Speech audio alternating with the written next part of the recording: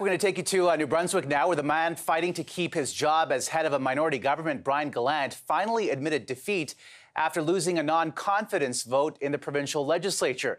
Here's what he had to say after visiting the lieutenant governor. If there has ever been a time for political parties to change the way that we govern, to be more collaborative, it is now. One only needs to look at the New Brunswick electoral map to come to the conclusion that there's a potential divide in our province. There seems to be a divide between North and South, Anglophone and Francophone. I'm sorry for not doing a better job over the last 4 years of uniting our province. Joining me now is the man poised to take over, Premier-designate Blaine Higgs. Mr. Higgs, great to have you on the program. You heard what Mr. Gallant had to say there. The province divided along linguistic and regional lines. What will you do to unite your province?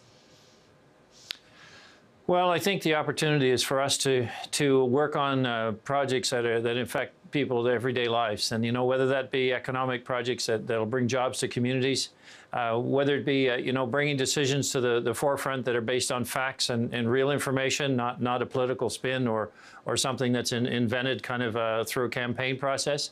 I'm pleased that I'm here today because I brought an election forward that was based on bringing integrity back to government and working with people to get results, because I don't come with all the answers, but I know there's some great people working within government and outside that can have real impact in their communities if given the chance, and we'll provide that same opportunity throughout the province.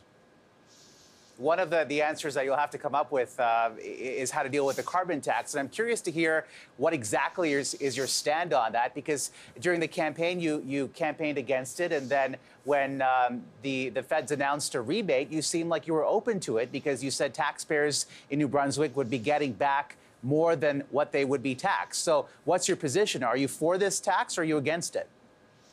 No, I'm absolutely against the tax, and I think given that particular interview, the comment was made to me that New Brunswickers would actually get back more than they could, and I said, wow, that sounds like a strange kind of math. I think I might have said it sounds like liberal math, but I don't believe that that's possible. I think that New Brunswickers at the end of the day are going to pay, and I'm waiting to get the information on the details of how this tax will be imposed.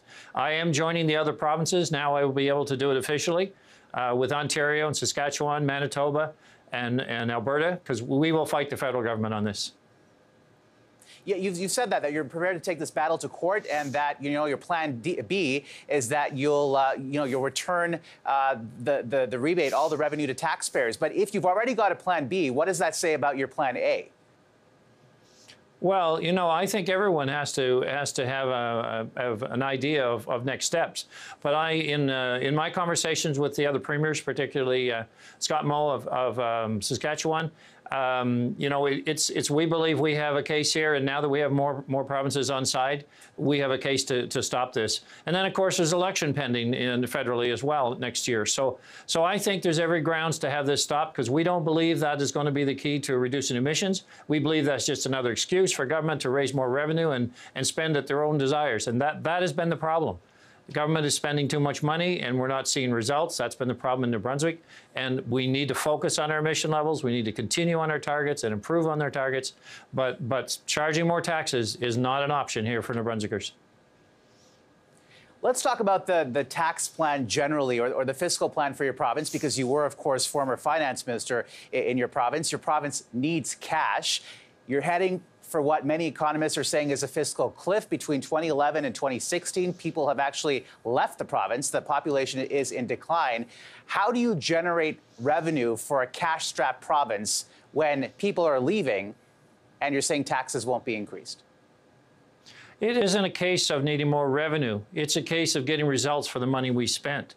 I mean, if you look in the last 4 years, we're spending at 3 times the growth in the economy, but with no results to be seen in any category, running in last place. Just not acceptable. We have plenty of money in the province. We just spend it so poorly. And I can go to every department, and I'm sure, and I'm convinced, because I worked with people when I was there before. We saw opportunities, we were engaged people to achieve them, and the results were there. We wouldn't have put the HST on. We didn't need it. But now, $1 billion later in new taxes, $1 billion more in spending, and no results, something's not right with that picture. All right, Premier-designate Blaine Higgs, thank you so much for coming on. Appreciate it. You're very welcome. Have a good day.